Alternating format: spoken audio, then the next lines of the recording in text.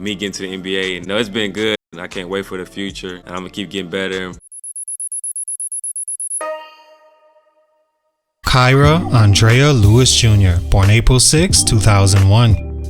Today's feature is a player that had everything fall into place that led to him being drafted as an NBA lottery pick back in 2020 at just 19 years old. Every year, there's at least one player in the draft that flies up the board and becomes the hot name teams fall in love with for whatever reason. And that year, the name floating around every team's mind was Kyra Lewis. The NBA nowadays for point guards are usually attracted to ones that do one of or all these things at a high level, and that shoot, distribute, or an athletic specimen. Kyra Lewis, as far as speed and quickness, was a natural blur that could fill up the basket and get hot at any time from deep.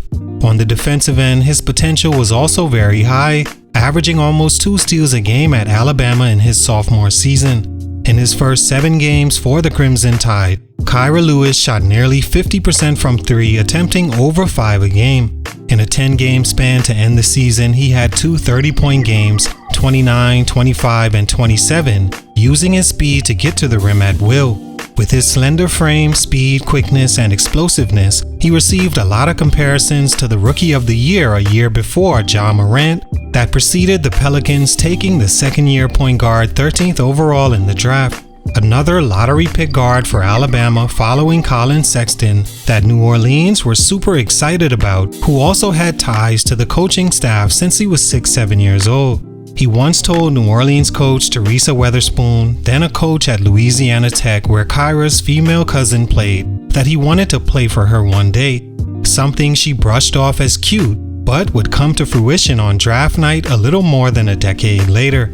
Kyra Lewis had just turned 19 3 months prior. Now he was about to head to the NBA with the potential to become the starting point guard in New Orleans and a cornerstone for their franchise for years to come. In 54 games his rookie season, Kyra averaged the lowest point totals on the team for a player that took at least 5 shots a game, struggling with his finishes in the lane, shooting 38% from the field and low 30s from deep in a backup role behind Lonzo Ball. In 16, nearly 17 minutes a game, he looked very much like one of the younger players in the league, struggling defensively against bigger guards at 6'1" and running the offense off the bench. It would be the most minutes per game of his career, as thereafter, opportunity became scarce for the next 3 years. He dealt with a major setback early on, forcing the Pelicans to look in other directions, and Lewis never got back on track. He was traded 3 times in 4 years and played for 3 different teams total, last with the Utah Jazz for 12 games, the rest either inactive or DNPs coach's decision. He's only 23 now, but Lewis has seen some serious growth stunts in his career for these reasons. Let's talk about it. It's your boy JC Stunted Growth. Let's get it, man. Take a minute to like, subscribe, and comment on who I should do next. Kyra Lewis Jr. is a 6'1" point guard from Meridianville, Alabama that grew up a gym rat, spending time with his cousin in Louisiana, where he'd be the little kid you see running on the court to shoot before the games, one day manifesting he would play for Coach Weatherspoon one day before he became a star for Hazel Green High School in Alabama. As a junior, Lewis was first-team All-State for the 2nd year in a row, averaging nearly 30 a game, adding 6 rebounds and 4.5 assists. He was the Class 6A Player of the Year and finalist for Alabama's Mr. Basketball, skipping his original senior year, reclassifying and graduating a year early. He was 17 when he arrived at Alabama, committing to them over Kansas, Auburn, and Baylor. He was the 2nd youngest player in the NCAA, starting immediately and playing 31 minutes per game. The Tide went 18-16 on the year, with Lewis Jr. leading them in scoring that and the year after. By the end of his sophomore year, he had caught enough fire that he decided to leave for the NBA draft early with a lottery pick promise. Stunt number 1, tearing his ACL. Like mentioned, the Pelicans drafted Kyra Lewis as a lottery pick ahead of point guards like Emmanuel Quickley and Cole Anthony, McDonald's All-Americans, and standout freshmen, not to mention Tyrese Maxey, who became an all-star and current franchise point guard for the Sixers because they saw a player whose speed and quickness were unmatched on the college level, that was young and developing fast for his age, already with the qualities of what they saw was the future of the NBA at his position. His first year, he struggled finding minutes as defensively he was a mismatch for the other team on defense and wasn't the passer that could maximize Zion Williamson and Brandon Ingram's abilities, being much more of a scoring point guard than thought when he averaged over 5 assists at Alabama. Year 2 was supposed to be a big year for Lewis, but on December 8, 2021, he tears his ACL and sprains his MCL in the process during a game against the Nuggets. He missed the rest of the 21-22 season and most the 22-23 season as well, and in the meantime, the Pelicans' Jose Alvarado, who had signed a 2-way contract with the team 2 months before Kyra's injury, advanced in the rotation, along with the team drafting Dyson Daniels in 2022, not to mention further developing Nickeil Alexander-Walker, all of whom made opportunity at point difficult for Lewis Jr., returning from a major injury and having to play his way back into the rotation.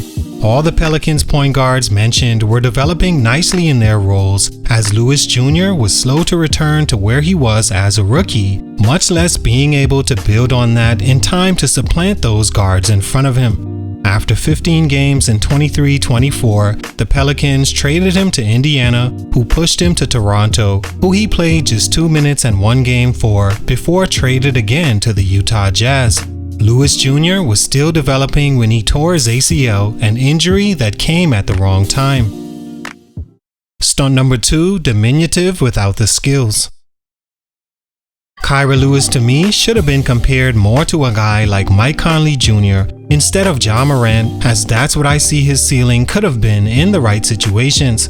But what hurt and likely will hurt him from getting this opportunity in the future to develop into that is, unlike Conley, Lewis hasn't shown he can be small and a liability on defense but provide in other aspects on a high level.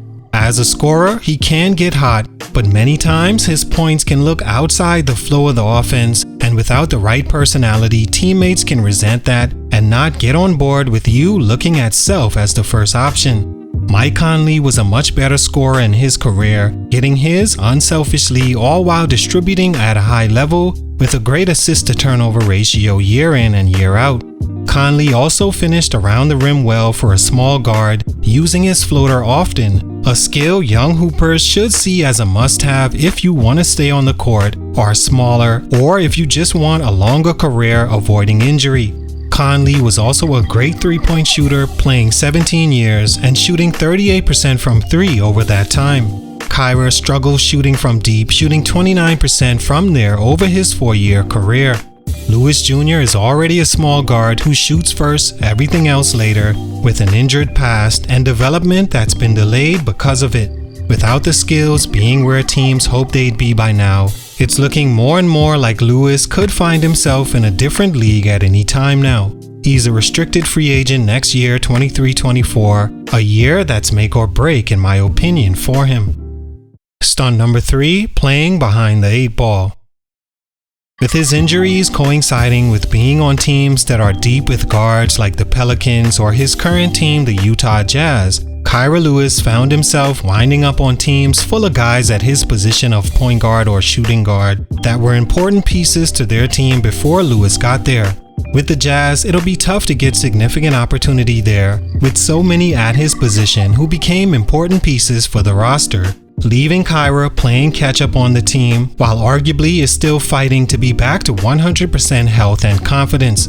It's a behind the 8 ball limited time shot he has at sticking with that team or any other if he doesn't develop his 3-point shot or ability to finish at the rim more consistently. He's also really small as in the way he plays, where there seems to be little effort on defense when that was a huge reason he was drafted so high in the first place, the thought being his speed and quickness would be a key piece defensively, which has yet to be seen. Lewis Jr. is also fighting against time at the moment, next year being a contract year for him, where teams may just go the other way, feeling he hasn't developed enough or doesn't have the potential they may have thought. He's a small guard that didn't quite translate to the NBA, struggles to shoot the ball or be efficient in pick and roll situations, and he doesn't have the personality of a lead guard that can run a group of men on a high level. All in all, I think the Pelicans reached too high for Kira Lewis Jr., as there were much better options after the pick, and it's unfortunate he got hurt so early and so significantly. All of it is affecting his opportunity now and will going forward. Good player with a huge upcoming year, but for these reasons, his growth is currently being stunted. Salute, much respect. It's your boy JC Stunted Growth, and I'm out.